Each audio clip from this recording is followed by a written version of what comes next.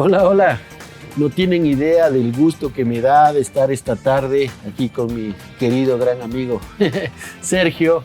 Ya les contaremos de dónde viene nuestra amistad y tener una charla desde otra visión de Latinoamérica.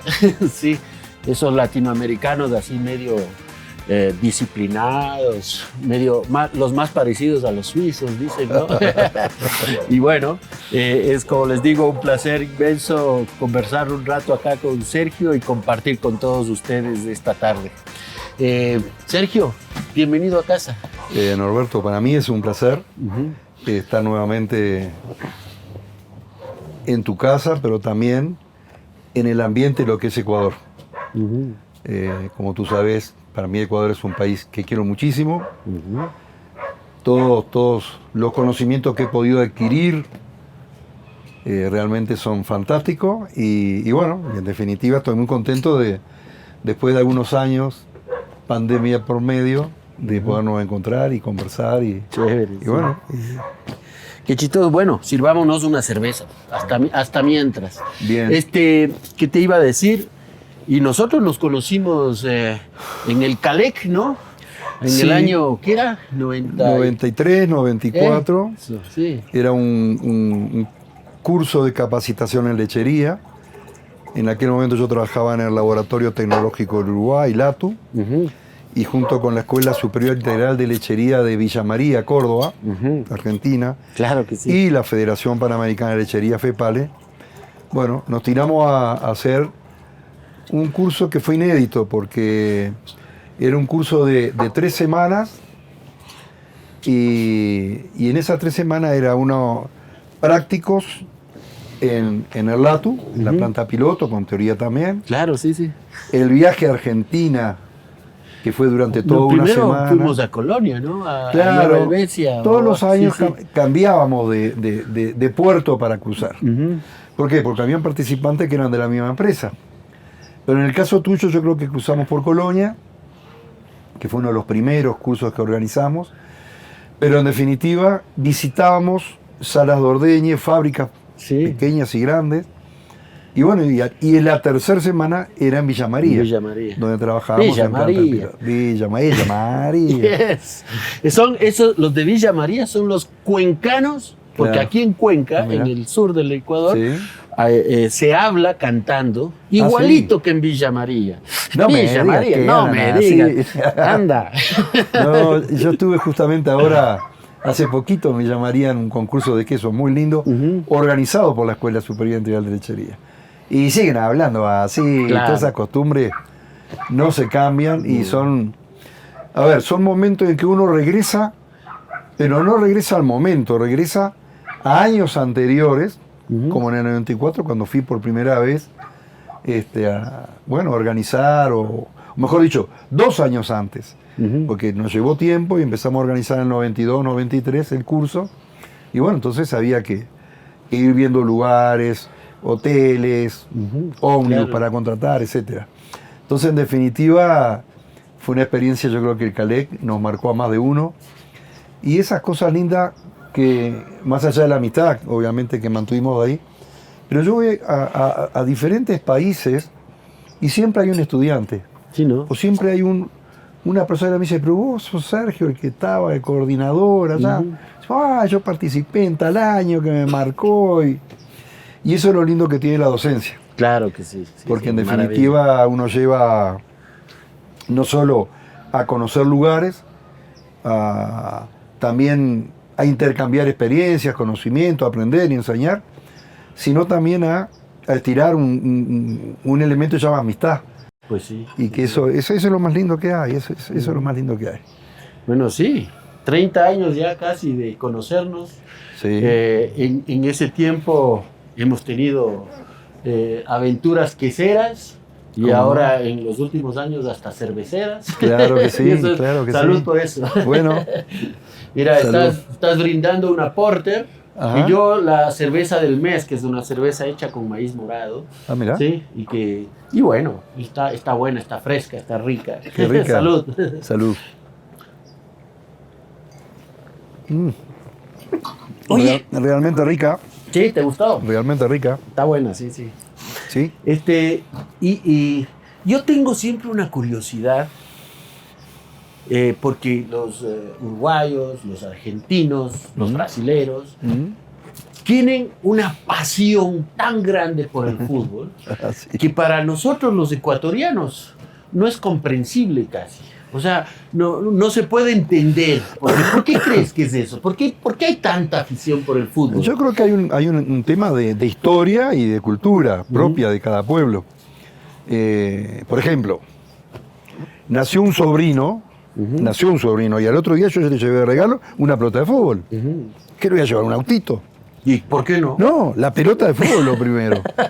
Así. Entonces, más allá que después el padre o los primos o los hermanos o los tíos le enseñemos otro deporte. Y yo creo que eso pasa también en Argentina y en Brasil. Es una pasión. Sí, pero lo que yo quiero es entender de dónde viene eso, porque ustedes son marcadamente descendientes de Europa del Sur, o sea, Italia, Francia, España, algo... La cuna que será Suiza. Sí. Entonces, pero, y sí, los italianos son fanáticos al fútbol, pero no se ve, o sí. A ver, ¿es igual o no es igual? Yo creo que en el caso de Uruguay, puedo hablarlo. Uno se inicia en el jardín o se inicia en la primaria o en la escuela. En la clase uno tiene 20, 30 compañeritos. Pasa segundo, tercero, cuarto, quinto, sexto. Uno puede pasar a la secundaria. Y ahí en vez de tener 30 amiguitos, tiene 40 o 50 más. Porque en definitiva vamos agrandando. En ese interín tenemos actividades deportivas, actividades sociales mismo del desarrollo humano, que bailecitos, que salidas, que esto. Y eso lleva a que todos nos conocemos. Y el hecho de todos nos conocemos lleva a que nos hagamos hinchas de un club. No importa cuál. Yo soy del más importante, Nacional. Sí. Voy a preguntarle a tu mujer. De la mitad, de la mitad de la población más uno, soy hincha. Eres tú. Pero no sé, no estoy tan seguro de eso. Bueno, pero... Entonces, cuando hay un partido de fútbol, tenés que tener parte de uno o del otro. Y eso lleva justamente a ir creciendo en tus intereses, creciendo en tus ideales, y que, claro que cuando uno es niño, algún niño puede pensar en ser como un corredor de Fórmula 1. Sí, cómo no. Pero yo te diría que la mayoría soñamos con ser jugadores de fútbol. ¿Vos soñaste en ser jugador de Sí, fútbol? yo soñé en ser un arquero, porque de niño jugué de arquero. Y si bien vivía en Nueva Albesia, en la cuna quesera de Uruguay, ahí hay dos clubes muy grandes, Club Nacional de Fútbol y el Club Artesano. Los dos cuadros grandes de Uruguay, Nacional y Peñarol, se concentraban 3-4 días antes de los clásicos en Colonia Suiza, o en Nueva Albesia, es lo mismo. Y uno practicaba, Peñarol practicaba en Artesano y Nacional practicaba en Nacional. Y ahí toda la barra íbamos a ver a las estrellas. Claro. Llegaban las estrellas. Era lo que había que hacer. Claro, era como llegaba un circo. Todo el mundo al circo. Claro. Y recuerdo que uno de los mejores arqueros de la historia del fútbol uruguayo fue Ladislao Mazurkiewicz, que era arquero de Peñarol. Era un tipo con 19 años, había salido del básquetbol, y realmente era excepcional verlo. Entonces, toda la barra se sentaba atrás del arco para verlo. Y todos los jugadores practicaban tirándole tiro al arco. Y él decía, afuera, y la pelota se iba afuera. Palo y palo, y adentro y se tiraba. Cantaba. La veía venir. Y entonces todas esas cosas son las que te marcan. Te van marcando, claro. Como joven, como lo que sea. Después, por supuesto, uno comienza a estudiar, comienza a ver los diferentes deportes, básquetbol, voleibol, que en general son los que más se jugaban en aquella época. Hoy hay una mayor cantidad, pero en aquella época no teníamos gimnasio cerrado. No había piscina cerrada, ni piscina había. Entonces era fútbol o fútbol. Y algunos muchachos hacían tenis, pero que eran los menos. Entonces, en definitiva, yo creo que ahí comienza el movimiento desde niño, lo que te gusta el fútbol. Y bueno, y ahí tenés una estrella, y tenés cómo patea, y cómo qué atajada, y cómo hace el gol, y cómo lo evitó, y bueno, y yo creo que nace ahí. Pero a su vez, lo que te quería decir, por el hecho del estudio de la escuela, o de la primaria o de la secundaria, es que cuando el hermano de algún compañero se hacía famoso porque jugaba, todos Un orgullo. lo felicitábamos. Claro, claro. Porque hoy viene la sub-20 que salió campeón del mundo. Y algunos de los muchachos, a la mayoría, cuando regresan a sus pueblos, a sus ciudades, es recibido por toda la población, con una marcha, tocando bocina, con la bandera. Y porque es del pueblo, porque es de la ciudad, porque nació ahí, se crió ahí y ahí llegó al estrellato. Claro. Entonces yo creo que hay toda esa imagen deportiva, pero también de familiaridad, de amistad, en un pueblo que pueden ser 5.000, 10.000, 20.000 personas, pero todos se conocen. Y ahí yo creo que nace un poco la pasión del pueblo uruguayo por el fútbol. Creería que es por eso, ¿no? Sí, hace sentido. Es un tema de todas maneras cultural, Sí, y transmitido porque somos nacionalidades relativamente jóvenes, ¿no? Sí, claro. En la historia del mundo. Yo creo que a su vez también te va acompañando la historia, ¿no? Claro. Por eso quería decir. Que Uruguay en el 24, en el 28, en el 30, en el 50. Entonces, uno no lo vivió, obviamente, pero recibe información de los papás, de los padres, tíos, de los abuelos, sí. del periodismo. Y bueno, todo eso va alimentando. Yo creo que eso va alimentando todo lo que es no sé si es pasión, pero sí el gusto por el fútbol. ¿Por qué estudiaste lechería? Es una pregunta que muchas personas me lo han hecho, porque mi padre trabajaba en un banco, mamá era profesora de matemáticas del liceo, no teníamos relación directa o intereses con el agro, pero papá los fines de semana lo invitaban a las yerras, no sé si yerras se llaman aquí, cuando se marca el ganado. Ah, sí, es las yerras. Se pone la marca o la seña. Entonces, papá me llevaba, era muy amigo. A ver, mi hermano mayor y mi hermano menor también. Pero quizá a mí me gustaba más el campo que a ellos. Entonces siempre lo acompañaba. Y quizá haya sido esa pequeña influencia de campo que despertó. Y bueno, tú dices que estabas en Nueva Helvecia, ¿no es cierto? Sí. Y esa es una zona muy lechera. Esa es una, sí. O sea, es lo que vivía el campo, vivía de eso. Es la zona más rica en quesos. Ahí nació la quesería. Ahí, en 1861, 1862, colonos suizos llegan a esa zona, donde a través de convenios entre gobiernos y un banco suizo, se le da una parcela. Y la historia es muy linda porque hay una carta de un colono que le escribe al hermano que está en Suiza y le dice: cuando vengas, trae semillas, trae herramientas de campo y no traigas relojes, como hizo Juancito Pérez, que no sabe a quién vendérselo. Entonces, esa es la zona justamente donde nació el queso Colonia. Por eso se llama Colonia Suiza Nueva Helvecia. Yo creo que en mis estudios después hice veterinaria para iniciar la facultad de veterinaria. Y ahí en ese momento me decidí por la lechería. Quizás porque la escuela de lechería, que fue creada en 1930, por la propia necesidad de los colonos, quizás por el hecho de estar en Nueva Helvecia, ahí me quedé a estudiar. Obviamente donde vivía. Mi hermano mayor se fue a Montevideo. Y cuando yo empiezo a trabajar en una empresa, con Aprole, que es una cooperativa la más grande, cuando me voy a Montevideo, ya mi hermano menor también finalizaba y empezaba medicina, entonces los tres llegamos a estar en Montevideo.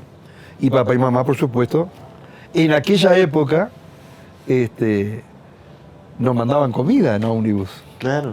Y esto lo digo porque hay gente que no lo entiende. Es increíble. Porque hoy decir, claro. bueno, ¿a cuánto están? A 120 kilómetros, a media hora, 1 hora, 2 horas. Y en aquella época no era así. En aquella época eran como 3 o 4 horas de viaje. Claro. Y en bus había que irse a las 5 de la mañana. Y Había llegábamos. un bus en la mañana Sí, y y otro en la al noche, mediodía. Y ya se acabó. Entonces, esa vivencia de como persona te hace madurar. Claro. Y más trabajando en una industria que uno nunca había trabajado. Había estudiado, y ese paso de estudiar a trabajar es un paso que hay que realmente a madurar, Sí, a ver qué cosas diferentes. Espérate, te cuento la historia de mi viejo, ¿Ya? quesero, vos Sí. lo conociste. Sí, claro. Sí. Claro. ¿Sabes por qué decidió estudiar lechería? O quesería, mi A ver. papá.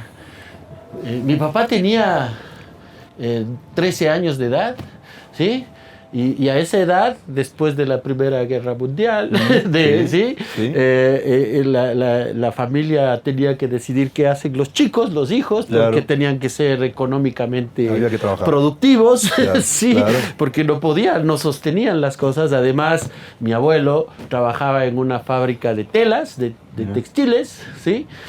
Y claro, le dijo, vamos a trabajar allá, ¿no? Y papá le quedó viendo y le dijo, Sí, sí. no, yo no quiero ir Claro. a trabajar allá. Entonces, si tú no quieres, te vas de la casa, Ya. ¿no? Y entonces, papá, ¿y ahora qué hago? Claro, conversando con la familia. Claro. Mi abuelo parece que era un tipo Muy rígido. rígido Claro. y con cierto tipo de cosas que le Claro. complicaban la vida, ¿sí? Y entonces mi papá conversando con los de estos y le empezaron a decir, a contar qué profesiones nomás se podían hacer. Entonces, que carnicero, que panadero, que quesero, que esto, que esto otro. Y le encantó la idea de ir a aprender a hacer quesería porque le daban un cuarto para vivir, le daban de desayunar, de almorzar y de cenar, y Claro. podía ir a la escuela a aprender la profesión. ¿Sí? O sea, es un Buenísimo. sistema de educación técnico que es dual, o sea, Tal cual. estás trabajando y aprendes lo que estás Claro. trabajando en la teoría. Y dijo, eso es lo que necesito. Yo necesito tener dónde vivir, una casa donde poder quedarme. Y se puso a buscar una quesería donde ir a aprender. Y fue al pueblo donde mi ¿En qué mamá ciudad? estaba. ¿En qué pueblo? Batzenheit, en Suiza. Sí, sí. Y bueno, ahí los años pasaron, papá se hizo quesero y motivos completamente diferentes. Él no tenía idea de hacerse quesero, pero le tocó. ¿Se le marcó? Sí, le marcó y lo hizo bien, ¿no? Eso sí. Está bueno. Sí, sí, genial. ¿Y cuándo llega acá? Papá en el 49 vino. Y también con una historia chistosísima, porque había un suizo acá en el Ecuador que se llamaba Max Conans, casado con una ecuatoriana que vivía en Cuenca. Mira. Sí, que hablábamos de los que cantan Sí, allá. sí, Sí. claro. Que va a Suiza a buscar un quesero para hacer quesos aquí en el Ecuador. Y va a la escuela donde papá estaba terminando sus estudios. Ya. ¿Sí? Y pone un rótulo, ¿no? Necesito quesero para ir Claro. al Ecuador. Al Ecuador. Sí, sí, como diciendo, Sí. ahí nomás. Ahí nomás. No. Y a papá, de lo que él nos contaba, cuando estaba en la escuela, en primero o segundo grado de escuela, la profesora le contaba de Sudamérica, de que hay donde la gente vive en árboles y es muy caliente y nunca cae nieve y que hay puros simios y cosas así, Sí, claro. ¿no? Le contaba, ella seguramente ni conocía, Ni idea. ni idea, pero era lo que tenían de conocimiento. Y papá dijo, no, algún rato en mi vida, cuando era enano, niño, algún rato me tengo que ir ahí a conocer eso, me encantaría. Y entonces lee Ecuador y dice, yo quiero. Y vos, como te dije, le conocías a papá, un hombre flaco, espigado, no un típico quesero, ¿no? Los queseros suizos eran Claro. muchachos grandes, Sí, sí, fuertes, porque te imaginas Claro, un Gruyère, un Emmental claro. de 50 kilos arriba de la estantería, o sea, eran tipos así. Pero papá tenía su fuerza y tenía su técnica para hacer las cosas, que igual lo lograba, pese a su delgadez. Sí, sí. Y entonces va donde el director y le dice, señor director, yo quiero irme con el señor que puso el anuncio al Ecuador. Y el director se le mata de la risa, le dice, vos, y esas carnes, o sea, olvídate, no te va a ir bien, no te va a ir bien, olvídate. Y papá le dijo, no, yo sí quiero, no te voy a dejar conversar con el señor. Y bueno, papá estuvo esperando a ver quién era el señor, les vio que salía de la oficina y le dijo, le agarró directamente, le dijo, yo quiero irme con usted. El señor le dijo, vamos a tomarnos un café, se fueron a tomar, conversaron 15 minutos y le dijo, vos te vas conmigo, ¿no? Porque vio esa claridad de deseo de lo que quería. de eso y se vino, bueno, ¿no? Pero antes de venir se le dice, ¿y tienes una novia o esposa? Porque papá ya tenía 27 años o algo así, ¿sí? Aquí en Suiza. Y papá le dice, no, acabo de conocer hace un par de meses a una amiga aquí en el pueblo, sí, que está linda, o sea, sí, pero no tengo novia, ¿no? Entonces el tipo le dice, decirle que si quiere venir contigo, es mejor que te vayas con una suiza. Porque creo que es muy diferente la cultura entre el Ecuador y Suiza, y es mejor si tienes una compañera suiza que te acompañe en el camino, porque para que no estés en otras cosas desconcentrado, ¿no? Entonces agarra papá y le va donde mi mamá, ¿no? Y le dice, oye, me voy al Ecuador en 3 semanas. Sí. Era inicios de febrero, ¿sí? Y se iba en marzo, en 4 semanas, un mes. Me voy al Ecuador, ¿quieres venir conmigo? Y mamá le queda bien, ¿qué te pasa? O sea, si nos acabamos de conocer, ¿qué es el Ecuador? Yo no sé nada, no, olvídate, no me voy. Y claro, papá le dijo, bueno, pues ya nada, ¿no? Claro. Como vivían en el mismo pueblo y mi mamá iba a la quesería donde trabajaba mi papá a comprar todos los días la leche para la casa, ¿sí? Un par de días después le pensó bien. Tú sabías lo que vivía Europa en esa época, posguerra, era serio, era un problema. Y buscar nuevos mundos era una muy buena opción. Sí. Entonces mamá fue donde él y le dijo, a ver, cuéntame, ¿cómo es eso de irse al Ecuador? Entonces le contó, le dice, ve, conocí a este señor, tiene una finca en el Ecuador, produce leche y quiere hacer quesos suizos en el Ecuador, que no hay quesos suizos, ¿no? Entonces a mí me gusta la idea y yo siempre quise irme y me quiero ir. Si tú quieres venir conmigo, genial. Entonces mamá le dice, bueno, vamos. Entonces tenemos que casarnos, ¿no es cierto? Porque no podemos, imagínate año 49, 48, finales de 48, 49, no te puedes agarrar e ir como ahora, ¿no? Ya vamos, nos juntamos. No, hay que casarse, hay que formalizar esto, ¿no? Entonces se casaron y a la semana se vinieron en barco desde Génova para acá, ¿no? Qué bárbaro. Y bueno, toda la aventura de venir en barco y llegar a puertos tropicales llenos de gente bulliciosa y totalmente diferente. Una aventura increíble. Sí. Yo creo que, bueno, ahí no tengo la menor duda que tu padre, Oscar, tenía una vocación de quesero. Sí. Seguramente ya de chico. Aunque él decía que no le gustaba el queso, ¿no? Que el único queso que comía era el camembert. A propósito, si quieres servirte un poco de camembert, con todo gusto. Qué bárbaro. Cuando yo termino los estudios de veterinaria, podía empezar la facultad de veterinaria o de medicina, pero también ya podía hacer la escuela de lechería. Y ahí me quedé pensando. De hecho, un gran profesor, Luis Lucho Bertot, uno de los mejores, más grandes profesores, persona que conocía muchísimo de queso, me dijo, bueno, venite 1 o 2 meses a la escuela de lechería y vas a elaborar quesos conmigo. Qué chévere. Y yo creo que eso hizo clic. Ahí creo que fue no sé si es un despertar, pero me parece que se prendió una chicharra y me dijo, mirá que esto está bueno. Y bueno, y después obviamente me anoté en Conaprole, me seleccionaron y bueno, ahí fue. Pero lo interesante de esto, que cuando empecé a trabajar en Conaprole, comencé a trabajar en la planta número 1, que estaba encargado de todo lo que era yogur, la llegada de crema, el manejo de crema a helados, a butter oil, a la leche pasteurizada, en fin. No había quesos. Y 3 años después hay un llamado del Laboratorio Tecnológico del Uruguay, LATU, donde quieren seleccionar 2 o 3 técnicos, dos técnicos en leche. Después fueron 2 más.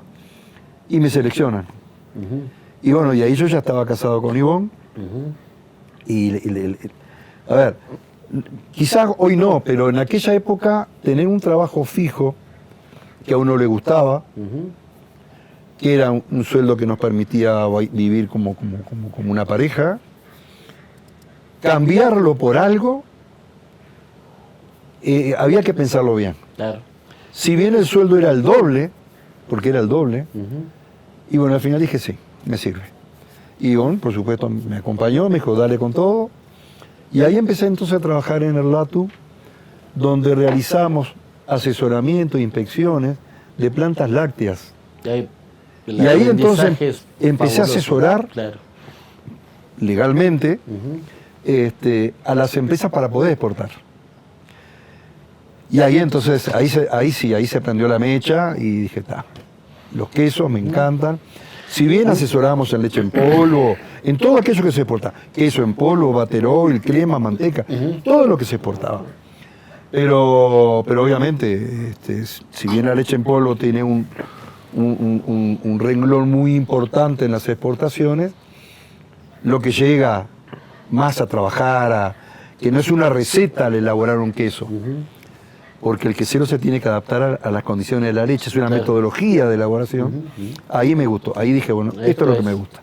Genial. Y bueno, y ahí entonces trabajé, no sé, creo que fueron 36, 37 años. Claro, mucho tiempo. Eso también me ayudó, todos esos conocimientos y el hecho de organizar cursos, como el CALEC, de organizar un montón de actividades, uno empieza a aprender. Aprender no solamente como docente, sino aprender también como un participante más de ese curso. Porque eran, así como fuiste vos, de Ecuador, había gente de Argentina, había gente de Panamá, había gente de Costa Rica, de Cuba, había gente de Brasil, había gente de Chile, de Perú. Y de todo, cada uno de ellos venía con un paquete de conocimientos, con sus quesos, con sus experiencias, muchas y pocas. Entonces todo eso se compartía. Claro. Y eso realmente yo creo que era lo más lindo. Yo me acuerdo que estábamos en Villa María y por supuesto los domingos eran libres. Cada uno podía hacer lo que quisiera. Pero el sábado teníamos una actividad, algunas veces, en el caso de Uruguay, lo llevamos a conocer Piriápolis y Punta del Este. Aprovechamos a hacer turismo, pero también visitábamos alguna quesería o, en fin, algún lugar, alguna industria. Y me acuerdo que estábamos en un sábado, estábamos viendo una película con un amigo argentino y yo no veía a nadie. Dije, pero no sale nadie. Se fueron todos. Se fueron todos. Y me dice, no, están durmiendo la siesta porque los bailes empiezan a la 1 de la mañana. Cierto, es que es así. Y era así. En Argentina la fiesta empieza a medianoche. Tal cual. Sí, la gente sale a las 11:30 de la noche recién a ver qué va a hacer. Claro. Sí, es entonces, es chévere. Esas son vivencias que uno aprende, que nos podrá gustar o no. Pero entonces ese tipo de cosas son las lindas y que a uno obviamente lo hace madurar, ¿no? Pero ahora que tú comentabas lo del LATU, el LATU también es un organismo de control, ¿no es cierto?, del Estado. O sea, es el laboratorio oficial para hacer que las leyes de alimentación, de buenas prácticas, muchos productos de lo que sea, ingresan, muchos se exportan, pero para poder exportar también hay que aplicar Hoy manuales de calidad, manuales de análisis de peligro y puntos críticos de control. Claro. Lo que pasa es que yo te pongo un poco este tema acá porque la experiencia local más bien es que estas instituciones de control son totalmente coercitivas.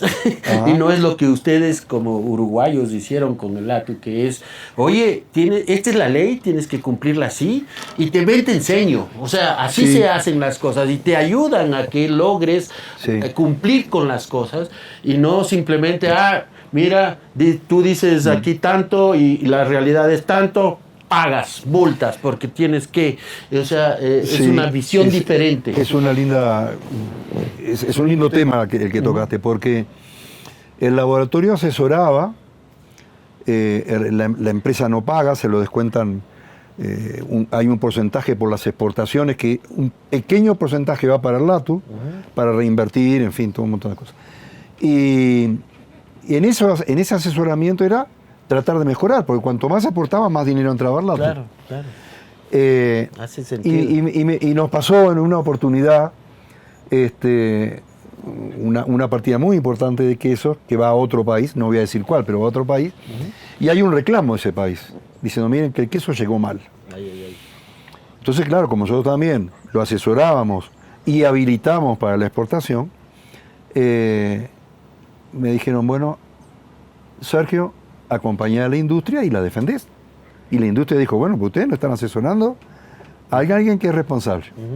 Y ahí fuimos.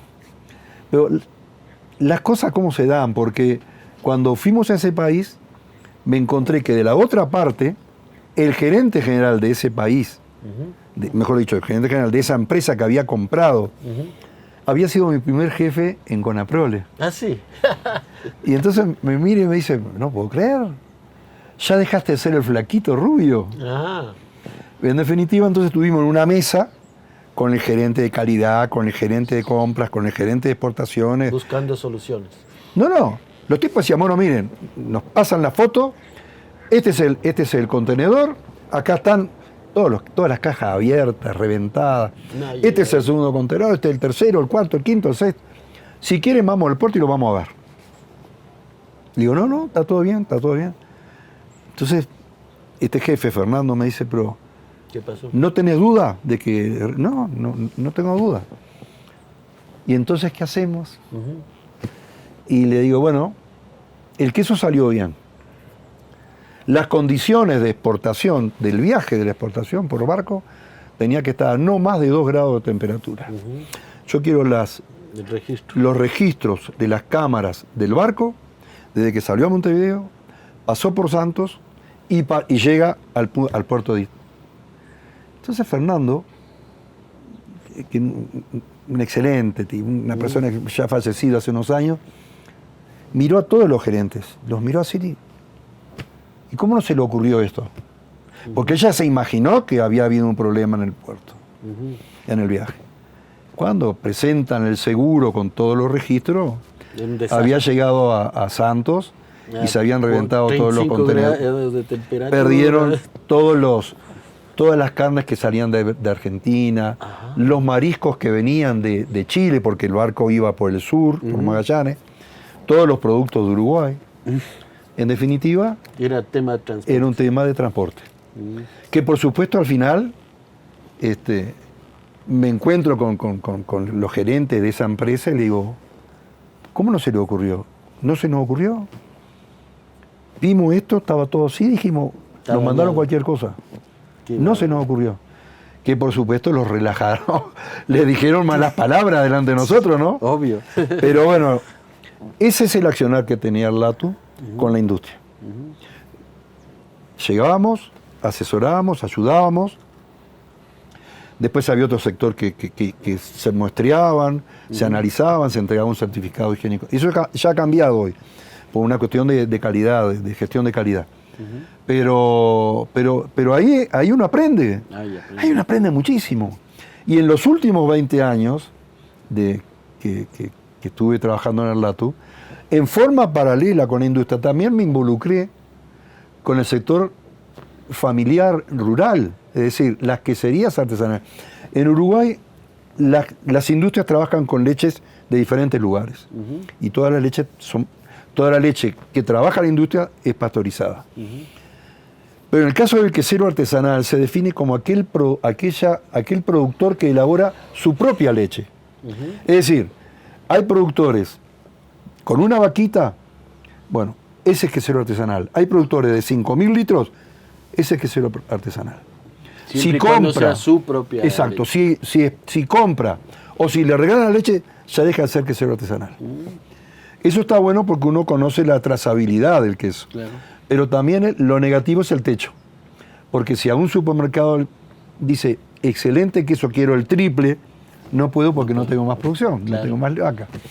Pero en definitiva, entonces, uno empieza a aprender a manejar conocimientos industriales y artesanales, que muchas veces los artesanales no tienen las condicionantes económicas, tampoco tienen un personal cultural, técnico, formado. Muchos son familias que vienen de padres o de abuelos, muchos de suizos o italianos que elaboran por tradición. ¿Y por qué elabora así? Bueno, nos parece que es lo mejor, que... Claro. Bueno, entonces, eso hace a tener un conocimiento, no sé si el mejor, pero un conocimiento muy amplio de lo que es la metodología de los quesos, tanto a nivel artesanal como a nivel industrial. Claro. Entonces, te robo un minuto, porque el otro día también lo conversamos, no me acuerdo con quién, y a los queseros artesanales yo los visitaba con otro compañero cada 20 días, y entre semana a la industria, porque los queseros no exportaban, pero la industria sí. Claro. Y llegamos a una familia padre-madre, jóvenes, relativamente jóvenes, sanos los dos, pero no habían podido tener hijos. Y sí tenían un niño, que bueno, que lo habían adoptado. Y entonces cuando llegamos, vos le veías a la mamá, a la señora, sí, que bueno, que me gustaría, pero que me he hecho los estudios, no he podido, porque el hecho de ir y compartir una jornada de mañana o de tarde, el productor nos pagaba a nosotros con la comida. Claro. Si yo llego al mediodía me tienen que dar de comer. Y entonces comíamos con la familia, comíamos todos. Y uno empieza, no sé si a tener temas íntimos, pero sí a tener una relación humana normal. Claro. Y ellos tenían, no sé, 100 litros, 200 litros de leche por día. Ordeñaban de mañana y de tarde. El esposo lo ordeñaba, la señora hacía el queso, a su vez había que trabajar, había que llevar las vacas, había que dar vuelta a tierra. A la tarde igual. Todo, todos los días del año. De mañana y de tarde. De mañana y de tarde. Entonces, en invierno, la capacidad que tenían de las tinas queseras llevaba que tenía de sobra capacidad. Porque la vaca en invierno producía menos. Claro. Entonces le dijeron, pero ¿y por qué no, en vez de elaborar todos los días, no juntás la leche de la noche y la dejás quietita, que está frío, a 3, 4 grados? Hoy en Uruguay es 4 o 5 grados. Sí. Y la mañana la mezclé. Cuando la mezclás, haces el queso. Y les gustó la idea. 3 o 4 meses después, me cruzo con el esposo y me dice, ustedes tienen la culpa. ¿De qué? ¿De qué tenemos la culpa primero? Y entonces nos invita a la cocina, y dice, venga, oh, estoy embarazada. Ah, qué cosa. Entonces ella nos decía, el hecho de tener más horas, más tiempo para mí, de poder ir al pueblo de la peluquería, de poder visitar a la vecina que está a 5 o 6 kilómetros, de poder ir a la escuelita rural, esa chiquita que es un aglutinante social muy importante, con la maestra, con los niños, claro, con la fiesta, que hay que llevar una pizza, que hay que llevar esto, y que hay que carnear, y tenía más tiempo. Estaba más relajado. Y ahí entonces psicológicamente ella se sintió más libre. Bueno, la condición de la naturaleza lleva a que quedó embarazada. Después tuvo 3 hijos más. Ay, bien. Sí, pero que bueno, que en definitiva alguna oportunidad me invitan a un tour interno porque querían hacer una película, un grupo de productores muy importante, el grupo Los 30, que hoy sigue existiendo, y entonces en este momento pasan 5 o 6 vacas con un joven de 11 o 12 años y dice, mirá, ese es el responsable de ustedes. Y va llevando la vaca. Entonces, en definitiva, bueno, son esas vivencias que realmente fantásticas, fantásticas. Creo que debemos hablar también un rato de... Vos empezaste a organizar un grupo con nuestro amigo Roberto para escribir un libro de los quesos que se hacen en toda Sudamérica. Sí. Y esa experiencia es una cosa... Estuvo bueno, ¿no? Fue una experiencia... maravillosa, fantástica. Pues, cuando se inicia el Mercosur, que obviamente es el Tratado de Asunción, que firma Brasil, Argentina, Uruguay y Paraguay, las primeras reuniones de diferentes temáticas, en este caso de laboratorio, que había que discutir las normas... En fin, había que hablar técnicamente. Una de las primeras reuniones, si no fue la primera, fue en el Lato. Y ahí llega Roberto Castañeda. Una persona entrañable, divino compañero. Gran conocedor de quesos, había especializado... Era el director de lácteos del INTI, una institución muy importante en Argentina, pero se había ido a especializar a Francia. Entonces, a Poligny, una escuela muy conocida. Y también eso llevó a que estuviera en Italia, que estuviera en Estados Unidos. Una persona que conocía mucho. Entonces me dijo, no, Sergio, tenemos que hacer algo. Mirá, hace 4 años estamos con 2 amigos. 2 uruguayos, pero uno que vivía en Uruguay, Aldo Ibarra, y otro, el Cacho Ipar, que vive en Brasil. Y no vamos ni para atrás ni para adelante. ¿Y qué es lo que están haciendo? Estamos tratando de escribir quesos del Mercosur. Ya. No, qué bueno. ¿Y de qué se trata? No, hablar de cómo... Pero técnicamente, no sé si técnicamente... La idea sí es mostrar cómo se elabora. ¡Qué fraude! No había internet, habían fax. Y habían teléfonos. Y esos teléfonos para hablar tenías que pasar por una central, que en la central sabía el directorio a quién llamaba internacionalmente. Claro. Entonces había que poner el teléfono en la casa de uno. Y eso eran gastos económicos. Costoso, sí. En definitiva, le digo, bueno, me gusta la idea. Sensacional. Pero hay 2 cosas que tenemos que cambiar. Primero el nombre. No puede ser que ahora me venías a cambiar el nombre. Le digo, pero queso del Mercosur significa que mañana sale un país o ingresa a otro país y el libro queda fuera de serie. Porque queda fuera de serie. Sí. Y entonces, ¿qué estás proponiendo? Y bueno, vamos a hablar de quesos de América del Sur. Y ahí fue la gran discusión, porque Roberto decía, se tiene que llamar quesos de Sudamérica. Digo, de ninguna manera. No, pues. De América del Sur. Sudamérica no. Somos latinoamericanos. Entonces, tenés razón. Y la otra que no me queda claro, si vamos a hablar de todos los quesos que se elaboran, suizos, italianos, autóctonos, o vamos a hablar de quesos como son los quesos tradicionales, pero cómo se consumen, cómo se llaman en cada país. Cultura que será. Eso. Y me dice, vos sabés que tenés razón. Y ahí nació. Digo, pero no podemos ser tan atrevidos de hablar de quesos de Chile. Nosotros, que conocemos, pero si hay gente que conoce mucho más, ni tampoco de Perú, ni tampoco de Colombia, ni tampoco de Ecuador.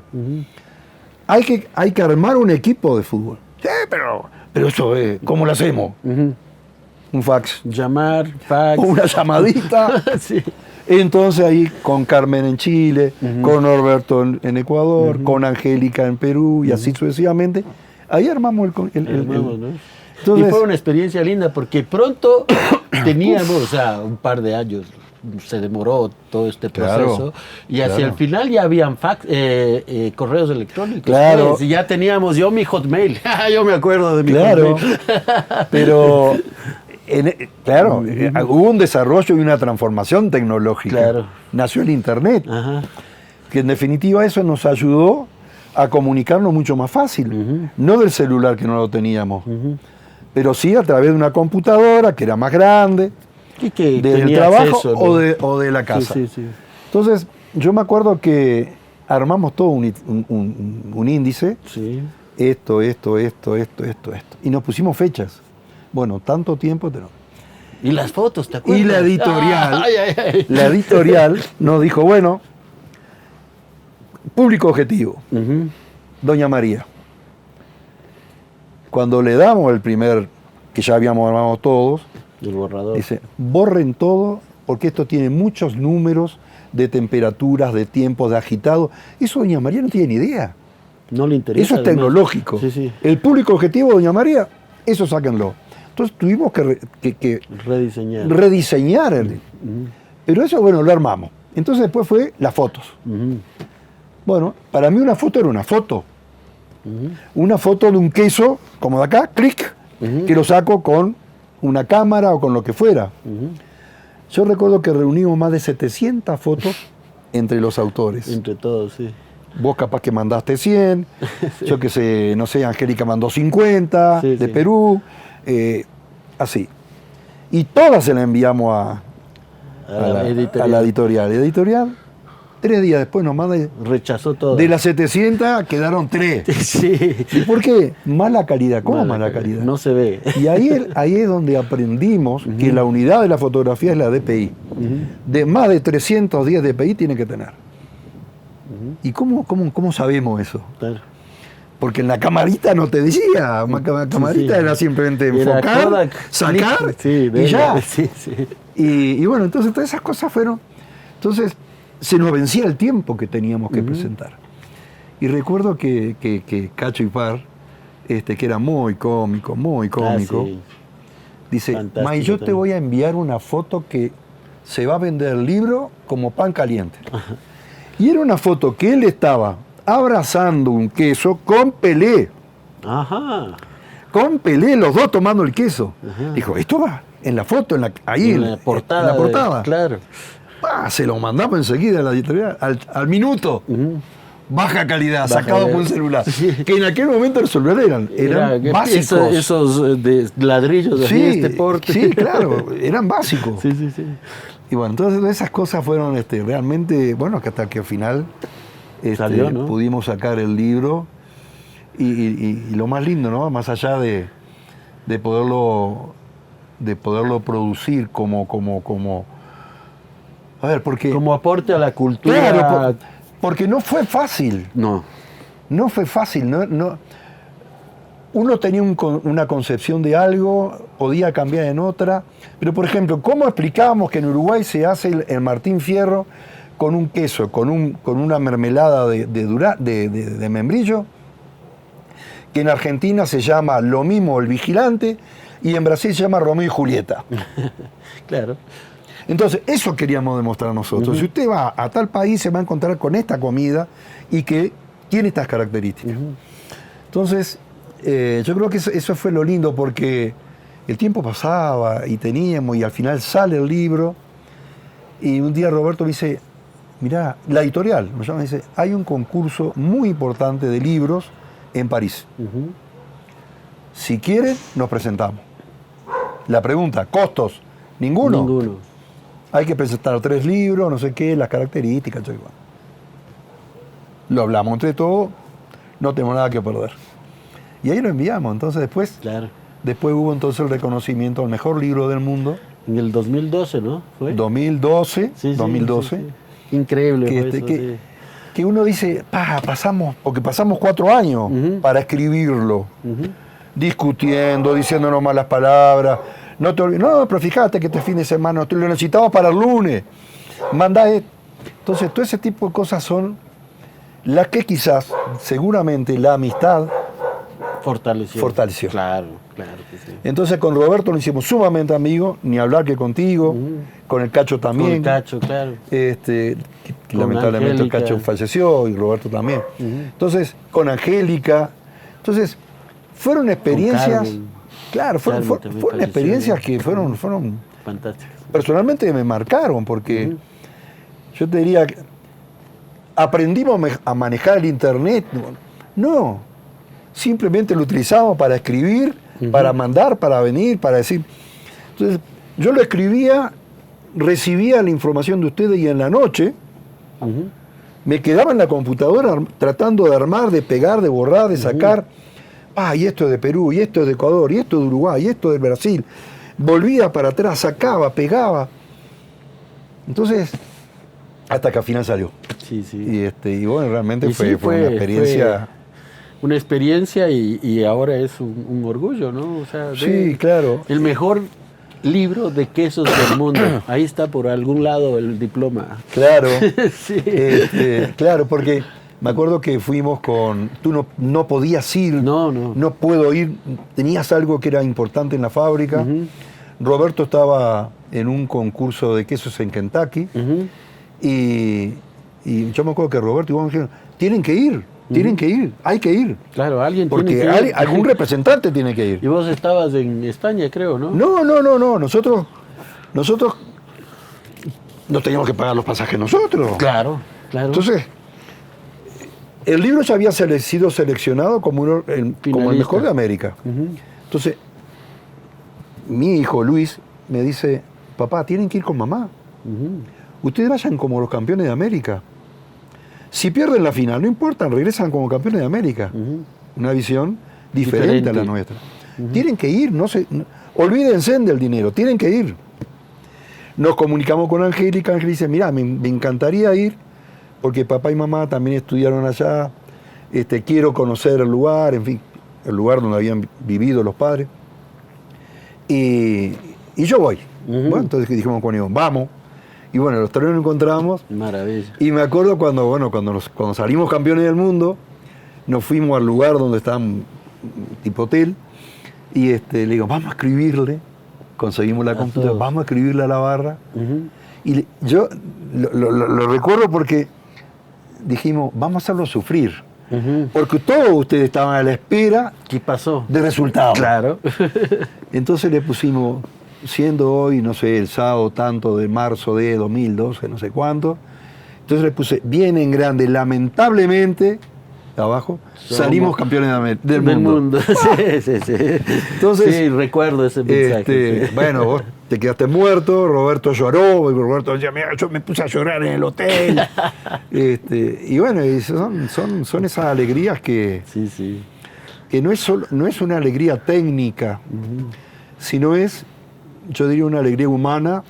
Absolutamente. De haber compartido todo un montón de... y de seguir compartiendo, porque ese libro, la gente que lo lee, te llama y te dice, oye, háblame más, contame, no sé. Es lindo, sí.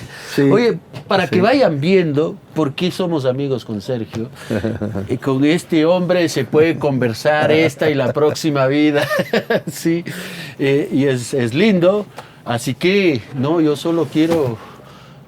darte las gracias. Ya llegamos al límite. Ya llegamos al límite, ya. ¿O querías comentar alguna otra cosa? No. ¿Tenías alguna cosa así transversal que dijiste, tengo que decir? No.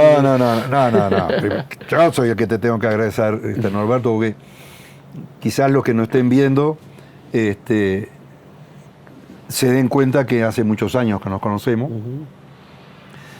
pero no es una amistad fría. De encontrarnos cada tanto y saludarnos.